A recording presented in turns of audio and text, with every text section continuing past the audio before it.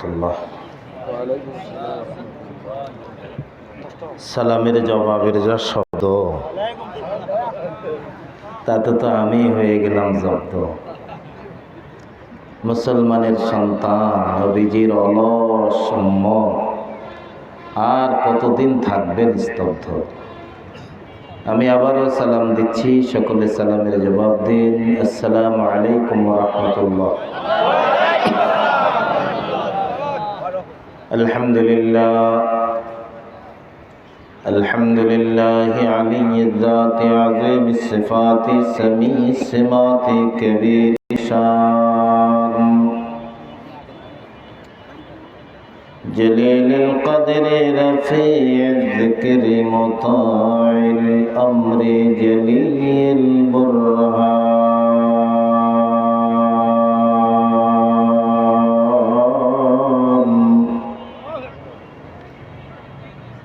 فخيم الاسم عزيز العلم وسيع الحلم كثير الغفران جميل الثناء جزيل العطاء مجيب الدعاء عميم الإحسان ونشهد أن لا إله إلا الله وحده لا شريك له لا أصل له ولا مثل له لا مثل له ولا مثيل له ولا مثال له ونشهد أن سيدنا وسندنا ورسولنا وأولانا ومرشدنا ومولانا محمدا عبده ورسوله أما بعد فأعوذ بالله من الشيطان الرجيم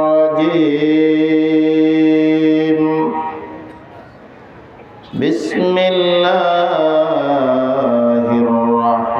الرحمن الرحيم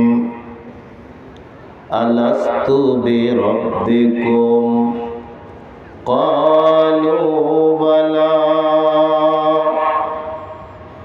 وقال سيد الأنام وصاحب القرآن صلى الله عليه وسلم من مات وهو يعلم لا إله إلا الله دخل الجنة صدق الله مولانا العظيم وصدق رسوله النبي الكريم ونحن على ذلك لمن الشاهدين والشاكرين والحمد لله رب العالمين मैं सूरत यूसुफ को नहीं चाहने वाला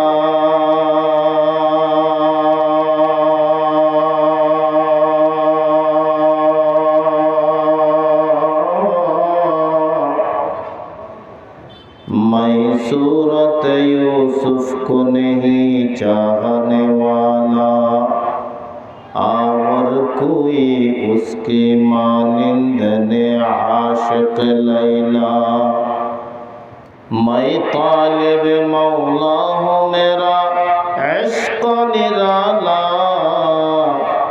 जुमला जहाँ जिनकी तजल्ली से उजाला शकले पढ़ें ला इलाहा इल्लल्लाह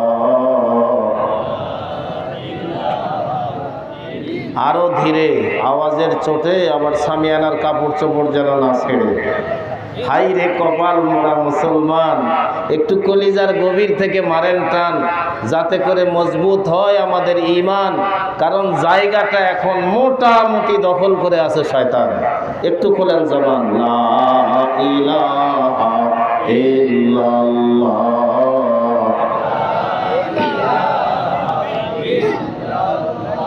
याद में तेरे सबको भुला दो या अल्लाह। जबान खुले बोलें या अल्लाह। याद में तेरे सबको भुला दो, कोई ना मुझको याद रहे, सब खुशियों को आग लगा दो, खानाए दिल आबाद रहे। ला इलाहा इल्लल्लाह।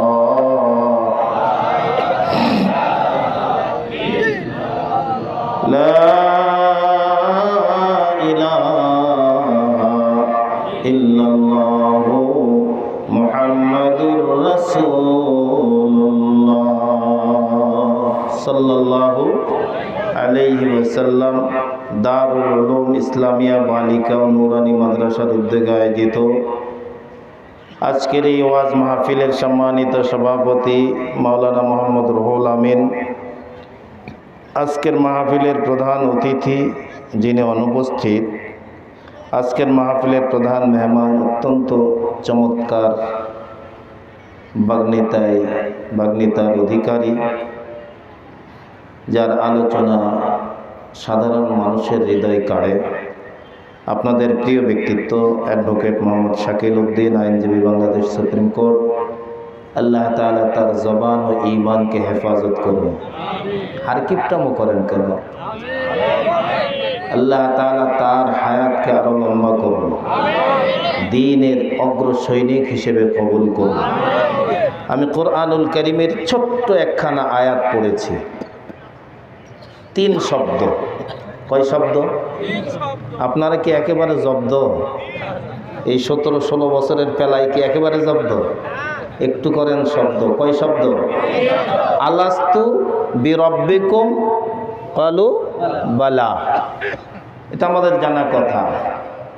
এই শব্দটার উপরে নতুন 5টা কথা বলবো, সর্বোচ্চ 5-10-এ 50 মিনিট। এ মাঠে আমি বহু বছর আলোচনা করেছি। পীর সাহেব চরমনা হুজুরের সাথে আলোচনা করছি, মুশতাকুন নবী সাহেবের হুজুরের সাথে বারবার আলোচনা করছি, আইবি সাহেবের সাথে আলোচনা করছি, বাসেদ ভাইয়ের সাথে আলোচনা করছি। আমি কিন্তু পুরাতন পাপী। সাইফুল ভাই আমার খুব মহব্বতের মানুষ। এসেছি যখন 5টা কথা বলবো। কয়টা? যত জোরে বললেন, আমারই তো দিলেন অঝরা 5টা। একটু জোরে বলে করেন 5টা। আঙ্গুল কয়টা? ইসলামের স্তম্ভ কয়টা? নামাজ কয় ওয়াক্ত? আলোচনা হবে কয়টা? 5টা। গভীর মনোযোগ, কারণ আমাদের দিলের ভিতরে ঢুকছে দুনিয়ার নানান রকমের রোগ। সৃষ্টির শ্রেষ্ঠ জাতি হওয়ার পরেও আমরাই পোহাইতেছি চরম দুর্ভোগ। ঠিক কথা কয় না? আরে জবান খুলে বলেন ঠিক না বেঠিক? আজকের দুনিয়ায় তাকায় দেখেন, মার খাইতেছে মুসলমান, লাঞ্ছিত, বঞ্চিত, শোষিত, নির্যাতিত, নিপীড়িত, নিগৃহীত, নিজের দেশ থেকে বিতাড়িত, এমনকি পৃথিবীর জমিন রক্তে লাল হচ্ছে, সে রক্তটাও মুসলমানের। কারণটা কি? কারণ একটাই, অলস জাতি হয়ে গেছি আমরা। কাফের বেঈমানরা পিঠে তুলে নিচ্ছে আমাদের পিঠের চামড়া। আমরা যেন এখন হয়ে গেছি সুরে দাও বলো দামরা দামরা। ইকো কমায় দাও, এত বাড়ায় না। ছিলাম কোথায়, আসি কোথায়, যাব কোথায়? একদম সহজ কথাই বলি। কয়টা কথা বললাম? আপনারা আচ্ছা চিমটা এই 3টা কথা বের করার জন্য কি রাত পার করে আনা লাগবে কালকের দিনটা? কথা কয়টা? ছিলাম কোথায়, আছি কোথায়, যাব কোথায়? আমরা সকলেই ছিলাম জান্নাতে। সুবহানাল্লাহ। আগামী বছর আরো জোরে বলেন, আওয়াজ করে বলেন আলহামদুলিল্লাহ, উচ্চ কণ্ঠে বলেন আল্লাহু আকবার। এখন বলবেন আমরা তো জান্নাতে ছিলাম না, জান্নাতে ছিল আদম হাওয়া, কিন্তু এখান থেকেই আমাদের জান্নাতের মালিকানা পাওয়া। সুবহানাল্লাহ। জান্নাত টু জান্নাত। আমরা ছিলাম জান্নাতে, আছি বর্তমান দুনিয়ায়, যাব কোথায়? সবাই বলেন কোথায় যাব? আল্লাহ যদি দয়া করে আমাদের জান্নাতটা আমাদের কাছে ফিরিয়ে দেয়, আল্লাহর জান্নাতে যাইতে রাজি আছি? কারা কারা রাজি আছে? দুটো হাত উঁচু করে দেখান তো, দেখেন তো কোনো বর্ণচোরা কপাল পোড়া আছে নাকি যে হাত তোলে নেই? হাত টান করেন, জবান খুলে বলেন আল্লাহ আমাদের সবাইকে তোমার জান্নাত দান করো। জোরে বলুন আমিন। হাত নামান। ছিলাম জান্নাতে, বর্তমান অবস্থান করতেছি দুনিয়াতে, আবার আমাদের টার্গেট জান্নাতে। তবে জান্নাত টু জান্নাত মাঝখানে স্টেশন হলো 5টা। কয়টা? সবাই বলেন কয়টা? এই 5টা কথা বারবার বলতে হবে। আপনাকে আমাকে আল্লাহ দুনিয়ায় প্রেরণ করেছেন। দুনিয়াতে একটা মানুষের গতি 5 ধরনের। কয় ধরনের? একটা বাচ্চা, একটা শিশু যখন জন্ম নেয়, জন্ম নেওয়ার পরে তাকে বলে শিশু। কি বলে? নাকি আপনাদের এদিকে বোতল বলে নাকি? তো কথা বলেন না কেন? একটা বাচ্চা জন্ম নেওয়ার পরে এটা কি? কিছুকাল পেরিয়ে গেলে এটাকে বলে কিশোর। এটাকে কি বলে? কিশোর জীবন পার গেলে এটাকে বলে যুবক। যৌবন জীবন পাড়ি দিলে এটাকে বলে পৌরত্ব। পৌরত্বের জীবন পাড়ি দিলে বুড়া, যে দুনিয়াতে হয়ে যায় একেবারে কুড়া। তাহলে কয়টা? একজন মানুষ সচল থাকার জন্য তার ইন্দ্রিয় শক্তি 5টা। ইন্দ্রিয় শক্তি কয়টা? 5টা। একটা চোখ, একটা নাক, একটা মুখ, একটা কান, আর একটা হলো ত্বক। কয়টা হলো? খেয়াল করবেন না?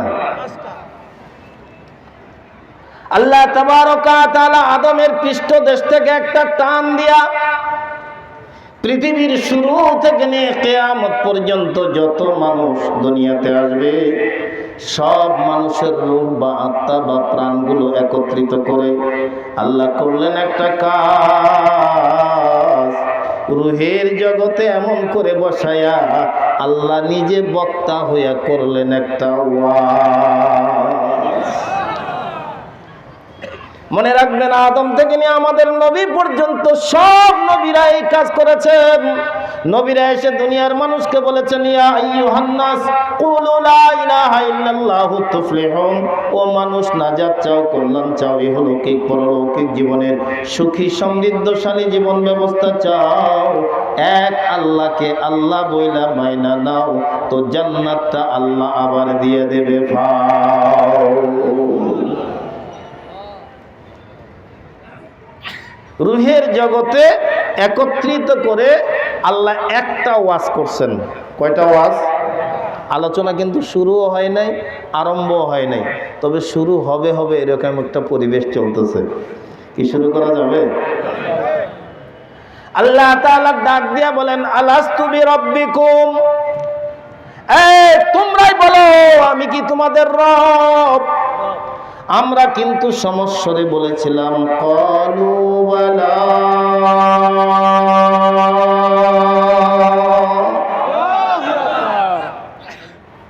ও মালিক, আপনি আমাদের রব, আপনি আমাদের সব, আপনার সামনে ক্ষমতা নাই আমাদের যে করব কলরব।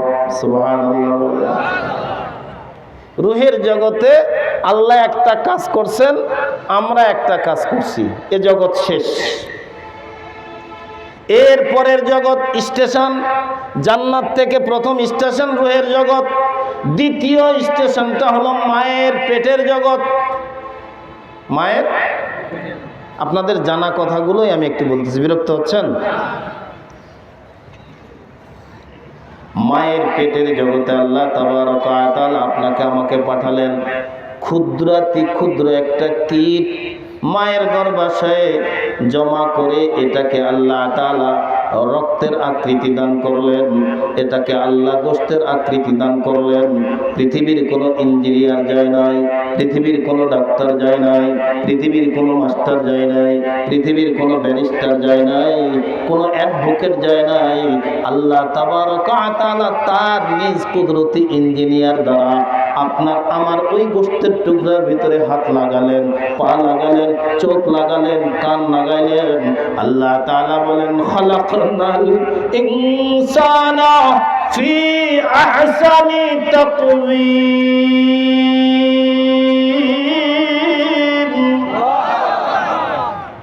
এ বান্দা, কপালের নিচে চোখ থাকার পরেও তুই হয়ে আছিস জনমের আন্ধা।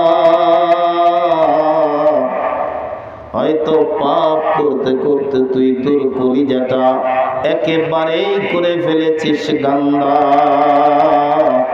আমি মাওলার দরবারে আমারে প্রাণ ভরে ডাক দিয়া যদি একবারের জন্য দিতে পারিস কান্দা, তোর জিন্দগির সব অপরাধ মাফ করে দেব রে বান্দা। লা তাকনাতু মির রাহমাতিল্লাহ, ইন্নাল্লাহ ইয়াগফিরুয যুনুবা জামিআ। 2 নম্বর স্টেশনে আল্লাহ তাআলা নিজে ইঞ্জিনিয়ার দ্বারা আপনাকে আমাকে বানাইছেন। আল্লাহর যে ইঞ্জিনিয়াররা কখনোই ভুল করে, আরো ধীরে বলেন, ভুল করে। দুনিয়ার ইঞ্জিনিয়ারেরা রডের জায়গায় দিতে পারে বাঁশ, ক্ষমতায় থাকলে ওই বাঁশ পুরাপুরি করে যায় পাশ, কিন্তু পরবর্তীতে পাবলিকের হয় সর্বনাশ। কথা কন না কেন, ঠিক না ভাই? কিন্তু আল্লাহর ইঞ্জিনিয়ার এমন ইঞ্জিনিয়ার যে ইঞ্জিনিয়ার কোনো ভুল করে না। আল্লাহ যারে যেমনে বানাইতে বলে সেমনেই বানায়। এ বন্ধু, এই 5টা গুণ দিয়া মানুষটাকে বানায়।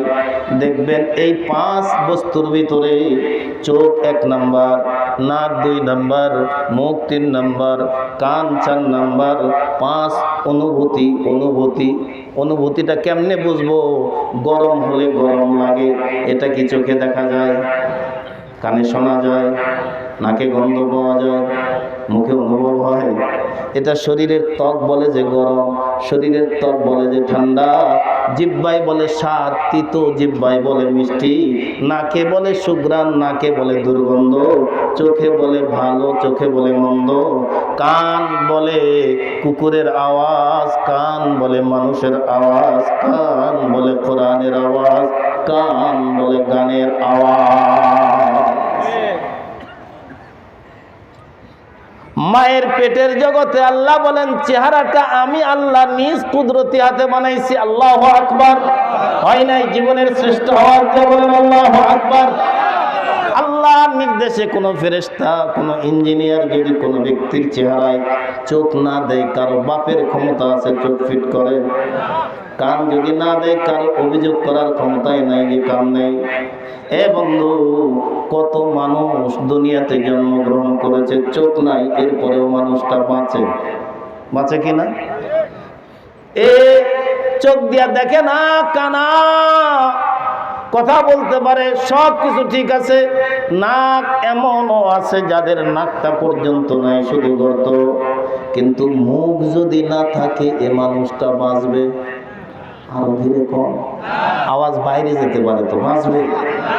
3 নাম্বার, এটা হলো মুখ। মুখ হলো মানুষের চালিকা শক্তি। এটা যদি বন্ধ হয়ে যায়, ডাক্তার যতই স্যালাইন পুশ করে আপনাকে স্যালাইন করা কয়েকদিনের জন্য, এটা এরপরে দেখা যাবে এটা যত বড়ই হোক না দামি জিনিস, ওই আইসির ভিতর থেকেও বের করে বলবে এটা ফিনিশ। 2 নম্বর স্টেশন, গভীর মনোযোগ দিয়ে কথাগুলো শুনবেন। 2 নম্বর স্টেশন হলো মায়ের পেট। মায়ের পেটে আল্লাহ তাআলা আপনাকে আমাকে সুন্দর ইঞ্জিনিয়ারিং প্ল্যানে বানাইছেন, আমাকে সেখানে বড় করছেন এমন একটা পাইপ ফিট করে, যেই পাইপের ভিতর দিয়ে নাপাকি দিয়ে দিয়া আপনার আমার দেহটা গঠনটাকে তৈরি করেছেন। অতঃপর মায়ের গর্ভ থেকে আমরা তৃতীয় স্টেশন দুনিয়াতে আসি। এই দুনিয়াতে আসার সময় কখনো কখনো মা দুনিয়া ছাইরা চলে যায়। তবে বর্তমান সময় অত্যাধুনিক, তো এখন আর বাচ্চা হওয়ার জন্য মার ওই পেরেশানি ভোগ করা লাগে না, কারণ শীত কেটে বাচ্চা বের করে নেওয়া হয়। কথা কয় না, কথা কয় না, কথা কয় না। আমরা যারা এখানে বসে আছি আমরাই তো, আপনারা আমারও পুরাতন শ্রোতা, আমিও আপনাদের পুরাতন বক্তা। আচ্ছা একটা কথা বলেন তো, মা ছাড়া আমরা কেউ জন্মগ্রহণ করছি এখানে? যদি কেউ করে থাকেন হাত তোলেন, আছে নাকি? তাহলে আমাকে একটা কথার জবাব দেন, আপনি যে মায়ের পেট থেকে জন্ম নিছেন এটা কি আপনি দেখছেন? বলতে পারবেন? তাহলে কেমনে বলেন যে এটা আমার মা, কেমনে বলেন এটা আমার বাবা, কেমনে বলেন এটা আমার ভাই? ভাই এটা আপনি দেখছেন, কিন্তু আপনি যে হইছেন এটা আপনি দেখেন নাই। কিন্তু প্রতিবেশী মানুষগুলো এমনভাবে আপনাকে বলছে, আপনি নিশ্চিত আমি না দেখলে কি হবে, এটাই আমার মা।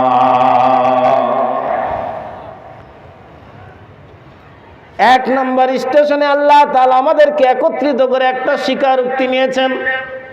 আল্লাহ ডাক দিয়া বলেছেন, আলাস্তু বিরাব্বিকুম, আমি কি তোমাদের রব নই? আমরা সকলেই বলেছিলাম বালা।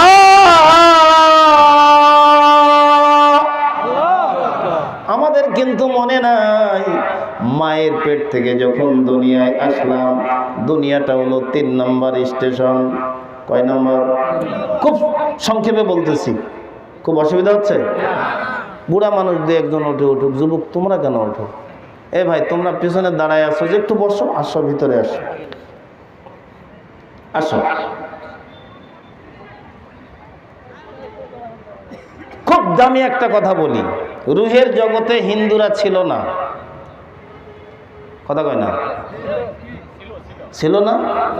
ইহুদি, খ্রিস্টান, বৌদ্ধ, সাঁওতাল, মগ, মুরং, চামার, দোমার, সবাই রুহের জগতে ছিল। অর্থাৎ এক কথায় যত প্রাণ, মানুষের যতগুলো প্রাণ, সব প্রাণ ওই জায়গায় স্বীকারোক্তি করে এসেছে যে আপনি আমাদের রব, আপনি ছাড়া আমাদের স্রষ্টা কেউ নাই, আপনি ছাড়া আমাদের মালিক কেউ নাই। কুল্লু মাউলুদিন ইউলাদু আলাল ফিতরা, প্রত্যেকটি সন্তান ইসলামের উপর জন্মগ্রহণ করে।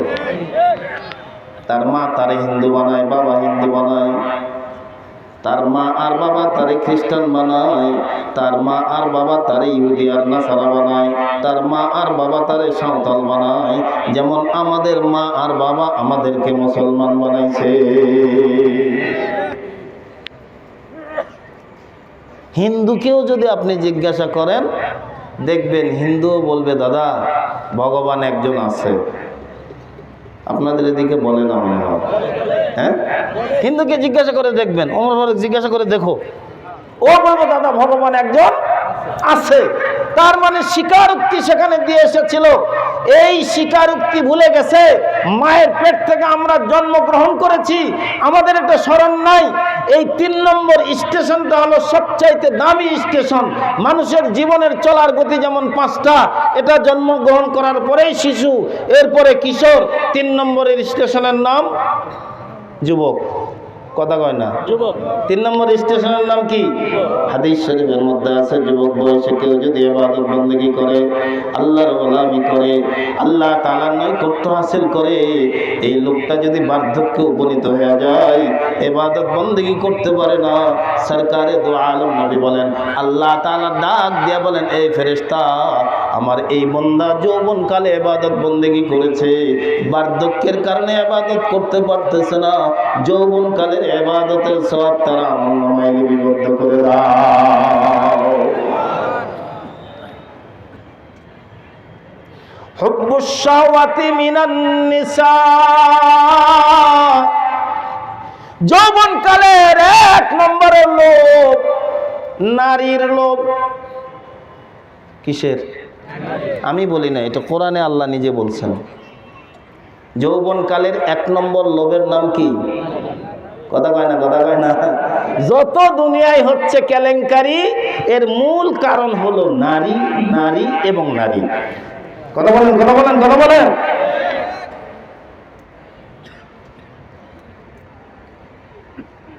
আমরা যারা বিবাহ করেছি একটু বলি, বিয়ের সময় বউটাকে বাড়িতে আনছি একটা শব্দ বলে, যদি সঠিক হয় সঠিক বলবেন, ভুল হলে শুধরায় দেবেন। একটা শব্দ বলে, কি? কথা কয় না রে। কবুল।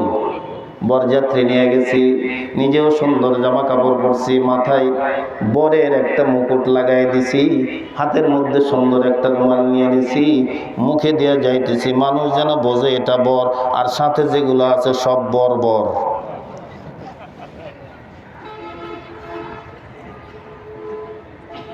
আসছি যখন সুযোগ পাইছি একটু সাইজ করে থুই যায়, যা থাকে কপালে আমারে খুঁজে পাবেন না কাল সকালে। আপনাদের এদিকে নাই, আমাদের ওই দিকে উকিল সাহেব বিয়ে পড়ায়, গিয়া ডাক দেয়া বলে, রহিম উদ্দিনের মেয়ে ফাতেমা 5 লক্ষ টাকা মন আনা নগদ নাকফুল বাবদ 300 টাকা অবশিষ্ট বাকি রেখে হাজারান মজলিসে আমার ওকালতিতে তাহাকে তোমার সহিত বিবাহ দিলাম, তুমি কি তাহাকে স্ত্রী রূপে কবুল করো? ছেলে কি বলে? কি বলে? কবুল। অথবা বলে আমি কবুল করিলাম। আর আরবিতে যদি হয় তাহলে তো এক শব্দ, কাবিলতু। কাবিলতু, আমি কবুল করলাম। এখন কবুল বলার পরে ও ছেলে যদি ওখান থেকে উঠে চলে আসতে চায়, লোকেরা ডাক দেয়া বলবে, কি ব্যাপার, তুমি না কবুল বললা? অকবুল বলছে তো কি হয়েছে? খাওয়া দাওয়া তো হয়ে গেছে, আমি চলে যেতে চাই। লোকেরা ওখানেই করে সাইজ করবে, ঠিক না হলেও ঠিক। কথা বলেন, কথা বলেন। ডাক দিয়া বলবে, হাম্মক, এ কবুল মানে কি জানোস? এই মেয়ে ফাতেমার মাথার চুল থেকে নিয়ে পায়ের জুতা পর্যন্ত তার শারীরিক চাহিদা, জৈবিক চাহিদা, পারিবারিক চাহিদা, সামাজিক চাহিদা সব কিছু পূর্ণ করার নামই হলো কবুল বলতে রাজি, কিন্তু বউরা আনতে রাজি না। কবুল বলতে রাজি, কিন্তু তার জৈবিক চাহিদা মিটাইতে রাজি না। কবুল বলতে রাজি, তার পারিবারিক চাহিদা মিটাইতে রাজি না। কবুল বলতে রাজি, তার সামাজিক চাহিদা মিটাইতে রাজি না। রব্বে কাবার কসম, ওই বিবি আমার থাকবে। আরো ধীরে বলেন, থাকবে। 3 নম্বর স্টেশনে, ওই প্রথম স্টেশনের কথাটা স্মরণ করে দেওয়ার জন্য আরশের মালিক আল্লাহ তাবারক ওয়া তাআলা 2টা জিনিস দুনিয়ায় পাঠাইছেন। শোনেন, একটা হলো কিতাবুল্লাহ, আর একটা হলো রিজালুল্লাহ। আল্লাহ তাবারক ওয়া তাআলার পক্ষ থেকে প্রেরিত আসমানি কিতাব, আর একটা হলো আল্লাহর পক্ষ থেকে প্রেরিত পয়গম্বর। পয়গম্বরেরা দুনিয়াতে এসে ডাক দিয়ে বলেন, এই কবুল বলছো, আল্লাহর আদালতে কবুল বলে আসছো, এই কবুলটা বাস্তবায়নের জায়গা হলো দুনিয়া। এখানে যা করবা পরবর্তী 2টা স্টেশনে সেই ফল ভোগ করবা। এখানে যা আমল করবা পরবর্তী 2টা স্টেশন কবর এবং হাসর। কবর এবং খুব অসুবিধা হচ্ছে?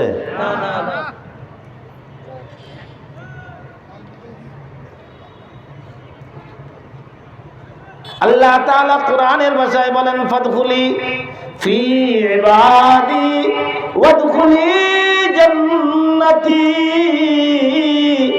এই দুনিয়ায় এই 3 নম্বর স্টেশনে যদি আপনি আর আমি আল্লাহর গোলামি করে যাইতে পারি, আল্লাহ তাআলার ঘোষণা, কবর জগতে আমি জান্নাতের নিয়ামত দেব, হাসর জগতে আমার আরশের ছায়ায় জায়গা দেব, সর্বশেষ ফেরেশতারা ওয়েলকাম জানাইতে জানাইতে তোমাদেরকে আল্লাহর জান্নাতে নিয়ে যাবে।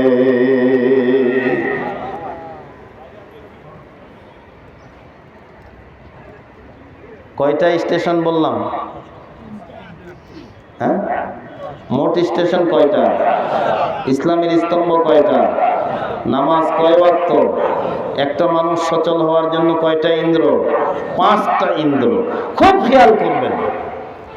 কিন্তু 3 নম্বরটাই কাজে বেশি। এই দিকে 2টা, ওই দিকে 2টা, এই দিকে 2টার মধ্যে একটাই শুধু স্বীকারোক্তি যে আপনি আমার সব। মায়ের পেটের ভিতরে আপনার আমার কোনো কাজ ছিল না, কবর জগতে গিয়েও আপনার আমার কোনো কাজ থাকবে না, হাসরের ময়দানেও আপনার আমার কোনো কাজ থাকবে না। তবে হাসরের ময়দানে একটা সুযোগ থাকবে, আপনি আমি যখন দেখব ভয়ঙ্কর এক অবস্থা, ময়দানে মাশরের মানুষগুলো পাগল হয়ে দৌড়াতে থাকবে হযরত আদমের কাছে, গিয়া বলবে আপনি আমাদের পিতা। এখন এই ভয়ঙ্কর ময়দানে মাশর থেকে জাহান্নামে যাইতে চাই না, আপনি সুপারিশ করেন আল্লাহ যেন আমাদের জান্নাত দিয়ে দেয়। সুবহানাল্লাহ বলেন। আদম বলবে নফসি নফসি। ময়দানে মাশরের মানুষগুলো দৌড়াতে থাকবে, আদম থেকে তারা দৌড়ে যাবে হযরত মূসার কাছে। মূসা বলবে নফসি নফসি, আমি পারবো না, আমারই মহা বিপদ। যাবে ঈসার কাছে, ঈসা পয়গম্বর বলবেন আমারই বিপদ, আমি পারবো না। এক কথায় সমস্ত নবী রাসূলরা পর্যন্ত বলবেন নফসি নফসি। কিন্তু আপনার আমার পয়গম্বর ওই জায়গায় আল্লাহর আরশের কিনারায় সিজদায় পড়ে চোখের পানি ফেলে কাঁদবেন আর বলবেন উম্মতি ইয়া উম্মতি হাবলি উম্মতি। শেষ পর্যন্ত ঈসা পয়গম্বর বলবেন আমিও পারবো না, শেষ পয়গম্বরের কাছে যাও। আল্লাহর পয়গম্বরকে আরশের মালিক আল্লাহ তাআলা ডাক দিয়া বলবেন ও বন্ধু মাথা উঠান, দুনিয়ার জগতে আপনারে কাঁদাইছি, আজকের দিনে আপনারে কাঁদাইতে চাই না। ফাসফা লিমান শিতা, আজকের দিনে আপনি যার জন্য সুপারিশ করবেন আমি আল্লাহ বলছি তার জন্যই আপনার সুপারিশ গ্রহণ করে নিয়ে জান্নাত দিয়ে দেব। ए बंधु अमल से जिंदगी बनती है जन्नत भी जहन्नम भी, अमल से जिंदगी बनती है जन्नत भी जहन्नम भी। ये खाकी अपनी फितरत में न नूरी है न नारी, ये खाकी अपनी फितरत में न नूरी है न नारी। আগের 2টা জগৎ বাদ, পরের 2টা জগতের বাদ, মাঝখানের জগৎটা করতে হবে আবার, তো পরিশেষে পাওয়া যাবে জান্নাতের স্বাদ। কবুল বলছি প্রথম স্টেশনে। এই কবুলের স্বীকারোক্তির জন্য নবী রাসূলরা দুনিয়াতে এসেছেন। তারা এসে স্মরণ করাই দিয়েছেন এক আল্লাহরে মানো। কোরআনের ভাষায় আল্লাহ বলেন আমিনু কামা আমানান নাস, ঈমান আনো যেমন তারা ঈমান এনেছিল। তারা বলতে আল্লাহ তাআলা সাহাবায়ে কেরামদের ঈমানের কথা বলছেন। যুবক বন্ধুরা গভীর মনোযোগ দিয়ে শোনো, তাদের ঈমানটা কেমন ছিল। নওজোয়ান যুবক 18 বছর বয়স, মায়ের সঙ্গে কাবার স্পর্শ দিয়া যায়। ইসলামের চূড়ান্ত পর্যায়ের দুশমন মার বেটাকে ডাক দিয়া বলে কিফ কিফ, এ দাঁড়াও। 18 বছরের যুবক, রক্ত নরম না গরম? আরো ধীরে বলেন, নরম না গরম? এত রক্ত গরম। যুবক দাঁড়ায় গেছে, ডাক দিয়ে বলে এটা তোমার মা না? ও বলে ইয়েস, নাম, হ্যাঁ এটা আমার মা। ডাক দিয়ে বলে তুমি আম্মার না? বলে হ্যাঁ আমি আম্মার। শুনলাম তুমি নাকি মুহাম্মাদের ধর্ম অনুসরণ করেছো, আল্লাহর প্রতি ঈমান এনেছো। তো টকবগে যুবক ডাক দিয়ে বলে হ্যাঁ আমি ঈমান এনেছি। এমন সময় এ বন্ধু একেবারে সংক্ষিপ্ত আকারে বলে দেই, ইসলামের চরম পর্যায়ের দুশমন ডাক দিয়ে বলে দাঁড়া দাঁড়া, মা বেটা দুইজনেই দাঁড়া,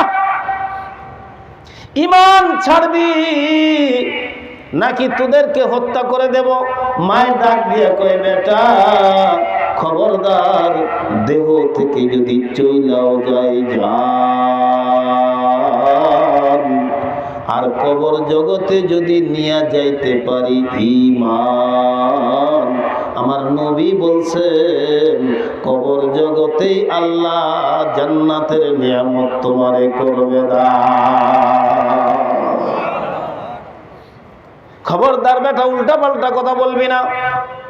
এ বন্ধু, আপনাদের জানা কথাটাই বলে দেই। আবু জাহিল মা আর সন্তানকে দুই দিকে দুইটা খুঁটির মধ্যে বাঁধছে। যুবক আম্মারকে ডাক দিয়ে বলে, এখনো ঈমান ছাড়, নইলে কিন্তু তোর মারে বেইজ্জত করব। মা চোখের পানি ফেলে কান্দে আর ডাক দিয়ে বলে, বেটারে, দুনিয়ার জিন্দেগিটা ক্ষণস্থায়ী জিন্দেগি, পরীক্ষার জিন্দেগি। এই দুনিয়ায় ছাড়তে পারি, আল্লাহর বিধান কখনো ছাড়া যাবে না। सारे दुनिया हो मुखालिफ, सारे दुनिया हो मुखालिफ, फिर ना कुछ नुकसान है, डर नहीं कुछ गम नहीं, जब रहमत रहमान है, डर नहीं कुछ गम नहीं, जब रहमत रहमान है। मैं डाक दिया बोले, बेटा যত বেইজ্জতি করে করুক ঈমান ছাড়া যাবে। আরো ধীরে বলেন, যাবে। কিন্তু আমাদের বর্তমান সময়ের আমাদের অবস্থা হলো ঈমান চলে যায়,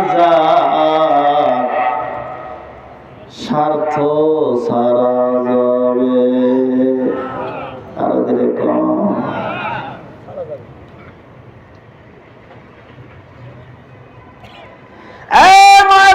কথা শুনতেছেন, গভীর মনোযোগ দিয়ে শুনেন, তাদের ঈমান কেমন ছিল। মায়ের ডাক দিয়ে বলে, বেটা রে, ইসলামের জন্য এত কষ্ট তুই করলি, আম্মা সব মাইনা দিছি, কিন্তু যেদিন বেটা তোর জিহ্বাটারে এফুর উফুর কইরা দেয়, আজও আমি মার সইবার পারি না, আমার বুকটা যেন পাইটা যায়। কেমনে বরদাস্ত করলি? মায়ের সামনে সন্তান ডাক দিয়া বলে, মা গো, এমন কোন নির্যাতন নাই যেটা আমার উপরে করা হয় নাই। সর্বশেষ মরুভূমির বালিতে আমার চিৎ করে শোয়ায় রাখছে, বুকের উপরে মনকে মন পাথর চাপা দিছে, মনে হয় যেন আমার বুকের হাড় হাড্ডি গুলো ভেঙে যায়। আল্লাহু আকবার। শুধু তাই নয়, মরুভূমির উত্তপ্ত বালু আমার পিঠে ফসকা উঠায় গেছে। ও মা, সেই দিন আমার বুকের উপরে বৈশা জালিম আমারে ডাক দিয়া কয়, রে বেলাল, আহাত শব্দটা ছাইরা দে, তোরে ছাইরা দিব। আহাত শব্দ ভুইলা যা, তোরে কোটিপতি বানাই দেব। আহাত শব্দ ভুইলা যা, তোরে নেতৃত্ব দিয়া দেব। কিন্তু না, আমি আহাত শব্দ ছাড়ি না।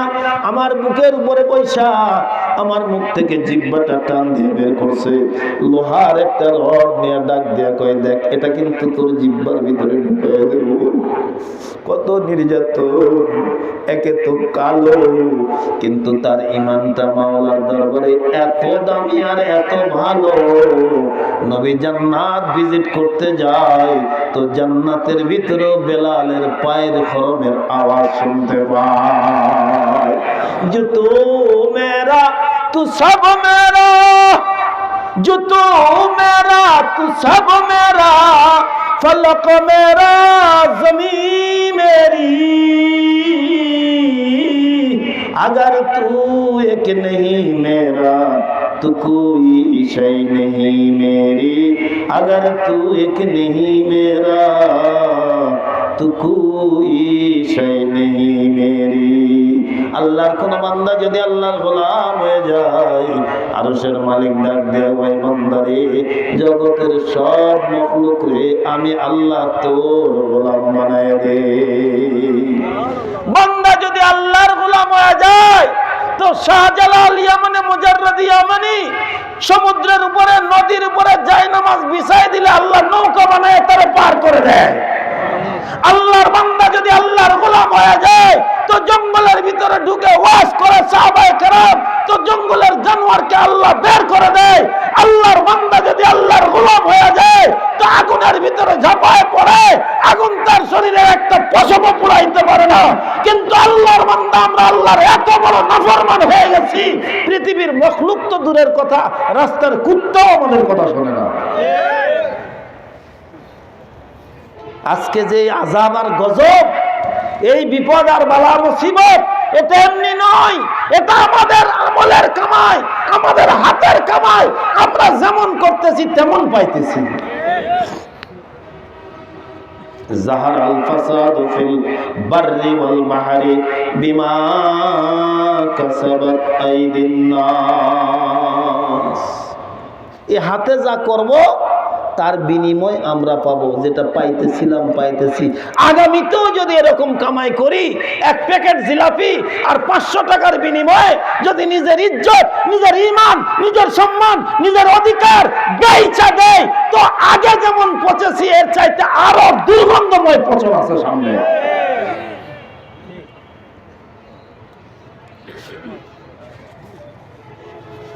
খুব কষ্ট হচ্ছে। রোগী যখন মারাত্মক ক্যান্সার রোগে আক্রান্ত হয় তো এটার অপারেশনের প্রয়োজন পড়ে। অপারেশন না করলে এ রোগ ভালো হয় না। রোগী সুযোগ যখন পাইছে একটু অপারেশন করে দেই, কোন দিকে যাব? আমি একটা কথা প্রায় সময় বলি যে সারা শরীর চুলকানি কি হবে এক কৌটা ঢোল কোম্পানি। আজকে কবুল বলেছি, আল্লাহর কাছে স্বীকারোক্তি দিয়ে এসেছি। নবীরা বলছে একথা তোমরা স্বীকারোক্তি দিয়ে এসেছো, কারণ নবীদের জবান থেকে বের হওয়া কোনো কথা কোনোদিন মিথ্যা হতে পারে? আরো ধীরে বলেন, পারে না। নবীরা বলছেন স্বীকারোক্তি দিয়ে আসো। আরে কবুল বলা মানে আল্লাহর গোলামি করা, কবুল বলা মানে হারাম পরিত্যাগ করা, কবুল বলা মানে হালাল উপার্জন করা, কবুল বলা মানে নামাজ আদায় করা, কবুল বলা অর্থ যাকাত প্রদান করা, কবুল বলা অর্থ আল্লাহর আইন জিন্দেগিতে রাষ্ট্রে বাস্তবায়ন করা। কবুল বলতে রাজি, কিন্তু বইয়ের খোরপোশ দিতে রাজি না। কথা বলেন। এই মজলিসেও কটা মানুষ আর এখানে বসে আছি, এখানেও যদি তালাশ করা হয় এমনও আল্লাহর বান্দা পাওয়া যাবে আজকের ফজরের নামাজ পড়ি নেই। কথা বল না কেন, সত্যটা স্বীকার করেন, ঠিক না ভাই? ঠিক। এমন লোক আছে জোহর পড়ি নাই, আসর পড়ি নাই, মাগরিব পড়ি নাই, রাত প্রায় 11টা বেজে গেল, নিয়ত করে রাখছি আল্লাহ দিলে এসাও করব না। তো এ জাত মার খাবে না? মার খাবে কোন জাতি?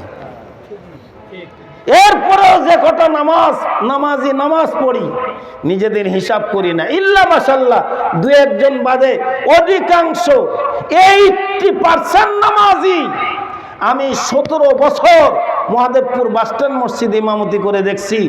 আমি ইমাম সাহেব 2 রাকাত নামাজ না পড়তে আমার মুসল্লির 4 রাকাত নামাজ ফিনিশ। আছে না নাই এমন জিনিস? এই কথা বলেন, আছে না নাই? 30 বছর ধরে নামাজ পড়ে, 40 বছর ধরে নামাজ পড়তে পড়তে কপালে কালো দাগ পড়ে গেছে। এলাকার মানুষেরা নামাজি করে রাখে, অথচ এমন নামাজ সে আদায় করে, কোরআনের ভাষায় আল্লাহ বলেন ফাওয়াইলুল লিল মুসাল্লিন। এই মুসল্লি সারাটা জীবন নামাজ পড়লো, অথচ এই নামাজ তারে জাহান্নাম থেকে বাঁচাইতে পারলো না, বরং দুজকে তারে নিক্ষেপ করলো। তার মানে নামাজ পড়ে পয়গম্বর বলেন শাররুস সারিকুস সালাহ। আরে কলমের খোঁচায় কোটি টাকা আত্মসাৎ করে ও বড় চোর নয়, মন্ত্রিত্ব গ্রহণ করে শত বাড়ি বিদেশের জমিনে বানায় ও বড় ডাকাত নয়। পয়গম্বর বলেন সবচাইতে নিকৃষ্টতম ঘৃণিততম চোর ওই ব্যক্তি যে নামাজে চুরি করে। আপনাদের এদিকে নামাজ চোরা নাই তো? খালি নিয়ত বানতে দেরি। এত হেবলা মসজিদে গিয়ে নামাজে দাঁড়ায়, চিনি না কোন ঢর কেবলা। এক পা উত্তর মেরুতে চলে গেছে, এক পা দক্ষিণ মেরুতে চলে গেছে, এক ঠেঙ্গা হয়ে দাঁড়ায় রয়েছে, সামনে ওয়ালের দিকে তাকায় রয়েছে। লাল ডিজিটাল মিটারের ঘড়িটা কে দিছে গো? দেখতে তো ভালোই লাগতেছে। কথা বলেন।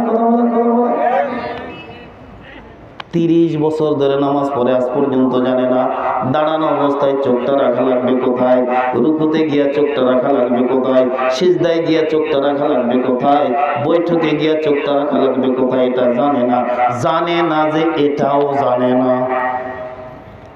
আমি জানি না, এটা যদি আমি জানি তাহলে তো জানার চেষ্টা করব।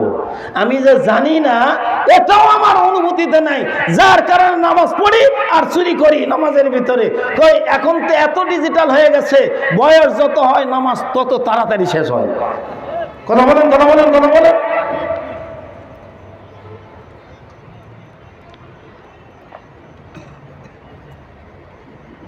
আপনাদের জন্য একটা গোল্ডেন চান্স আমার সাইফুল লেবু ভাই করে গেছে।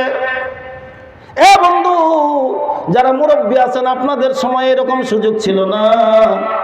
আল্লাহর মেহেরবানিতে আপনার নাতিটা, আপনার নাতনিটা এই যদি 3টা বছর এই নুরানি মাদ্রাসায়, এই নুরানি মালিকা মাদ্রাসায় পড়ে, আমি চ্যালেঞ্জ করে বলে গেলাম 3 বছরে ও ক্লাস 3 পর্যন্ত পড়বে।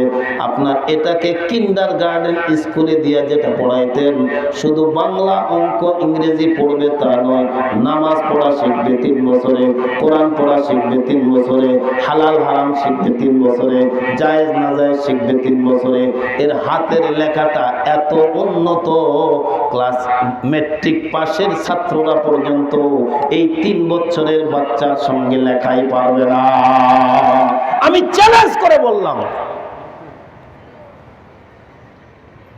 বাংলাদেশ নুরানি বোর্ড থেকে যে ট্রেনিং প্রাপ্ত শিক্ষকেরা এই 3 বছরে একটা বাচ্চার বাংলা লেখা, আরবি লেখা, ইংরেজি লেখা এত স্মার্ট করে তারা শিখায়, যে শিক্ষাটা বাংলাদেশের অন্য কোনো শিক্ষা প্রতিষ্ঠানে শেখানো হয় না। আমরা আমাদের বাচ্চাগুলোকে এরকম প্রতিষ্ঠানে দিয়ে প্রাথমিক শিক্ষা দিয়ে এরপরে আপনি এটা স্কুলে দেন না কেন? এরপরে এটারে ডাক্তার বানান, ডক্টর বানান, ইঞ্জিনিয়ার বানান, মাস্টার বানান, মিনিস্টার বানান, আপত্তি নেই। আমাদের সমাজে প্রবাদে একটা কথা বলে, সকালবেলা ঘর থেকে বের হওয়ার সময় কেউ যদি পেঁয়াজ দিয়ে 1 থাল পান্তা খায় আর সারাদিন পোলাও খায়, কোরমাও খায়, রাত্রেও যদি ঢেকুর ওঠে ওই পেঁয়াজ পান্তারই ঢেকুর উঠবে। কথা বলেন, কারণটা কি? গোডাউনে প্রথম যে মাল গেছে ওই মালটা পেঁয়াজ, যার কারণে ঢেকুর একেবারে শেষ বেলায় উঠতেছে, ওই পেঁয়াজের ঘ্রাণ উঠতেছে। ছোট্ট বাচ্চা, এর কলিজাটা একেবারে খালি। এই খালি কলিজায় যখন আপনি কোরআন ঢুকাবেন, হালাল ঢুকাবেন, হারাম ঢুকাবেন, জায়েজ শিক্ষা দিবেন, নাজায়েজ শিক্ষা দিবেন, এই বাচ্চাটা যদি সর্বোচ্চ ডিগ্রি অর্জন করে, এ যদি ডক্টর হয় তো ডক্টর হবে ডক্টর শহীদুল্লাহর মতো, তো ডক্টর হবে ডক্টর ইকবালের মতো। কারণ তাদের বাল্য জীবনে মা আর বাবা তাদেরকে কোরআন শিখাই দিয়েছে। এ মায়েরা, আপনাদের সন্তানগুলোকে কোরআন শেখান, এই মাদ্রাসাগুলোতে দেন। খোদার কসম, এই 3 নম্বর স্টেশন, এখান থেকে আপনার সঙ্গে আমার সঙ্গে কেউ যাবে, কথা কয় না। রুহের জগৎ থেকে মায়ের পেটে মনে হয় দল ধরে আসছিলাম, কথা বলে না, দল ধরে আসছি, একাই আসছি, মায়ের পেট থেকে একাই আসছি। এই জায়গাটায় কামাই করার জায়গা। আল্লাহর পয়গম্বর বলেন, দুনিয়া মাজরাতুল আখিরাহ, দুনিয়াটা হলো আখিরাতের কামাই করার জায়গা। এখানে যদি ভালো করতে পারি কামাই, তো কবর জগতে হয়ে যাব জান্নাতের জামাই। আল্লাহ নিজেই ডাক দিয়ে বলেন, নবী বলেছেন, যখন নেক আমল নিয়ে কবরে যাবে, আল্লাহ তাবারক ওয়া তাআলা ডাক দিয়ে বলবেন, এ ফেরেশতারা, উলবিসু বিল জান্নাহ, দে দে আমার বান্দার শরীরের নিচে জান্নাতের বিছানা বিছায় দে, ওয়াফরিশু বিল জান্নাত, তার গায়ে জান্নাতের পোশাক পরায় দে, তার শরীরে জান্নাতের পোশাক পরায় দে, জান্নাতের বিছানা বিছায় দে, জান্নাত থেকে একটা রাস্তা প্রশস্ত করে দে, ও ঘুমাইতে থাক আরামের ঘুম। কিয়ামতের ময়দান কায়েম হয়ে যাবে, ও যখন জাগ্রত হবে, আল্লাহর ফেরেশতারা ডাক দেয়া বলবেন, চলেন আপনাকে আপনার জান্নাত পর্যন্ত পৌঁছায়া দে।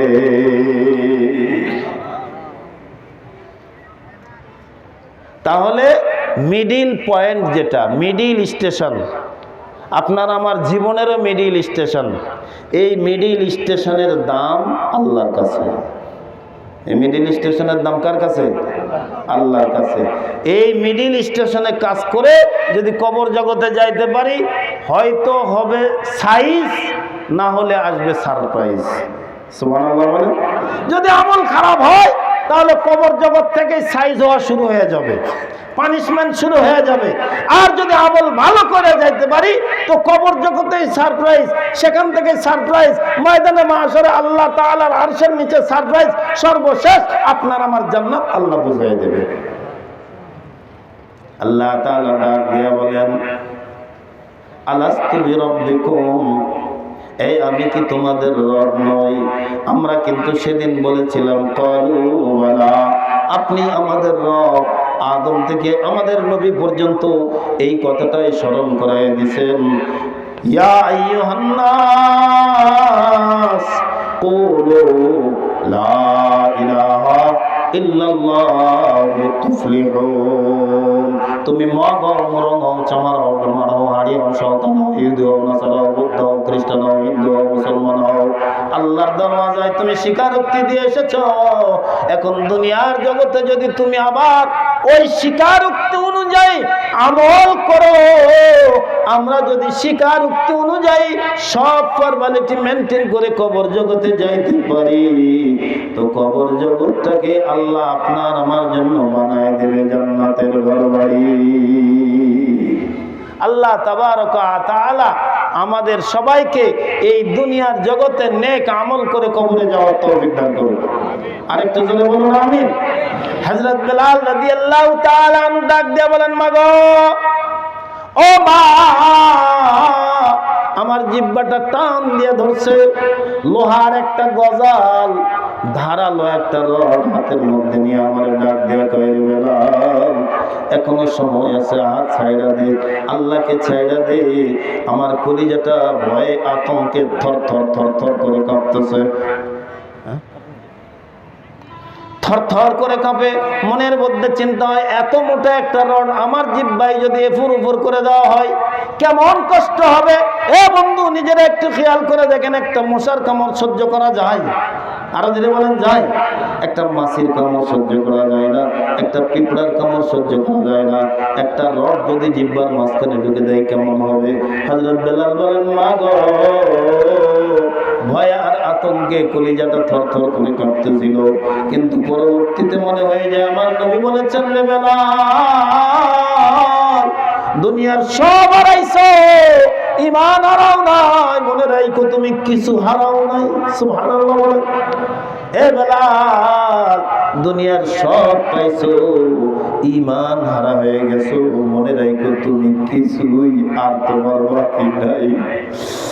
আমি ডাক দিয়ে কই, আমার জানটাও যদি চইলা যায়, আমি আমার মালিক আমার আল্লাহর নাম বলে থাকতে পারবো না।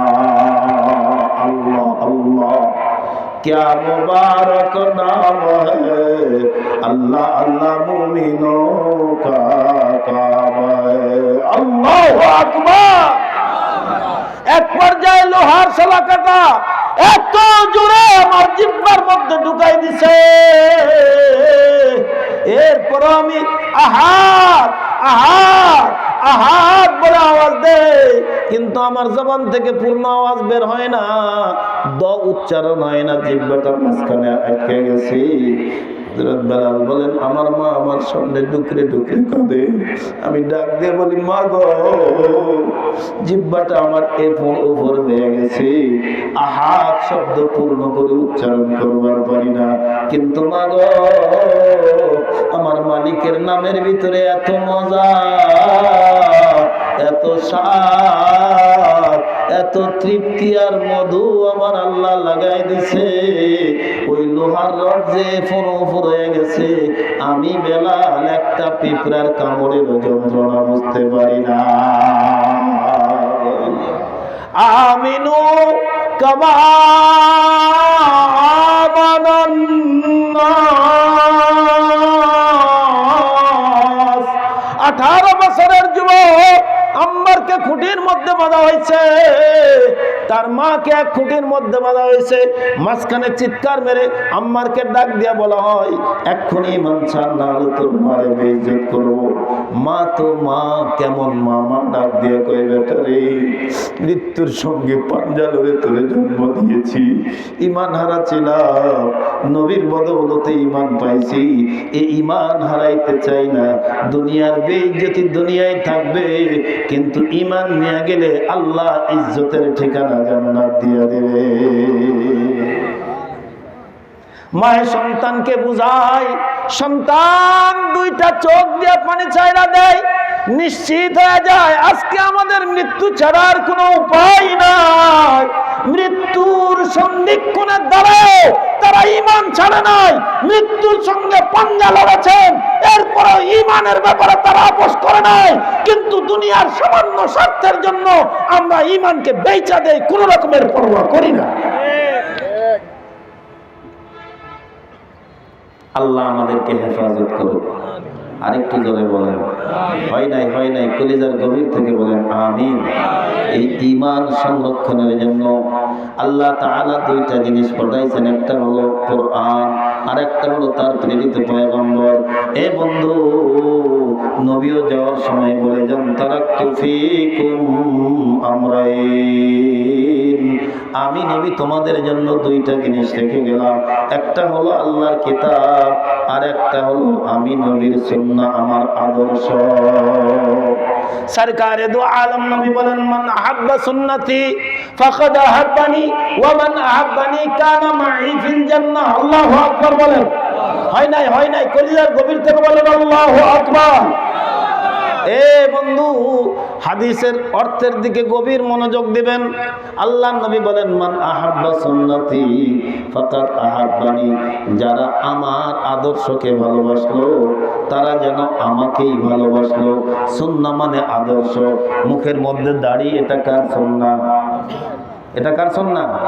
সুন্নাহ মানে আদর্শ। সুন্নাহ মানে কি? আদর্শ। মাথার মধ্যে টুপি, এটা কার সুন্নাহ? লম্বা জামা গায়ে, এটা কার সুন্নাহ?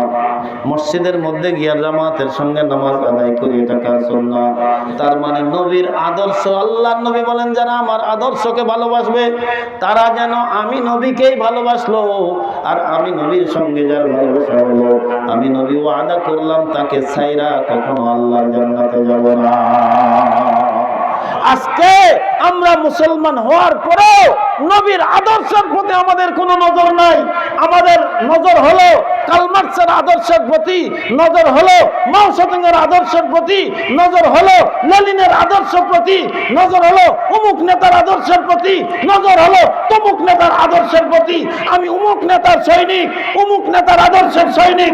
খোদার কসম, আপনি যদি সরকারে দু আলম নবীর আদর্শের সৈনিক না হতে পারেন, আপনার খবর আছে, খবর আছে, খবর আছে। আল্লাহ তাআলা আমাদেরকে নবীর আদর্শের সৈনিক হওয়ার তৌফিক দান করুন। আরেকটু জোরে বলুন আমিন। আল্লাহ নবীর আদর্শের সৈনিক হতে রাজি আছি তো? দুইটা কাজ করা লাগবে। একটা হলো আল্লাহর কোরআন, যেটা নবী রেখে গেছেন, এটার সংরক্ষণের দায়িত্ব নেওয়া লাগবে। আরেকটা, নবী যে আদর্শ রেখে গেছেন ওই আদর্শ নিজেদের জীবনে বাস্তবায়ন করা লাগবে। শেষ কথা, একবারে সহজ কথা, কোরআন মানতে হবে, রাসূলের আদর্শ নিজের জীবনে বাস্তবায়ন করতে হবে। কোরআন মানার জন্য পয়গম্বর বলেন, খায়রুকুম মান তাআল্লামাল কুরআন ওয়া আল্লামা, পৃথিবীর ভিতরে যত বিদ্যা আছে, যত জ্ঞান আছে, সর্বোত্তম জ্ঞান হলো কোরআন শিক্ষা করা। সুবহানাল্লাহ বলবেন না? আর একটু জোরে বলেন সুবহানাল্লাহ। এই কোরআনি জ্ঞান এখানে বাচ্চারা অন্বেষণ করে। আপনার কারো নাতি, কারো মেয়ে, কারো ছেলে এই কোরআনি কারখানাটা চালু থাকুক, এটা কি আমরা সবাই চাই? কি ভাই, সবাই চাই? তাহলে ফাঁক দিয়া আমার হাতের দিকে তাকান, আঙ্গুল কয়টা? এতক্ষণ আলোচনা করতেছিলাম কয়টা? 5টা। 5 জন মানুষ। আমি জোর জবরদস্তি বিরক্ত করব না। আছেন এরকম আল্লাহর কোনো বান্দা যে হুজুর ইসলামের 5টা স্তম্ভের উপরে আল্লাহ যেন আমাকে আমল করার তৌফিক দান করে। এই কোরআনি কারখানার জন্য আমি আল্লাহর বান্দা 1000 টাকা দান করব। 5টা মানুষ, একটু বলা যাবে? আমি দুটো হাত তুলে তার জন্য প্রাণ খুলে দোয়া করব। বর্তমান বাজারে 1000 টাকা বিশাল কোনো ব্যাপার নয়।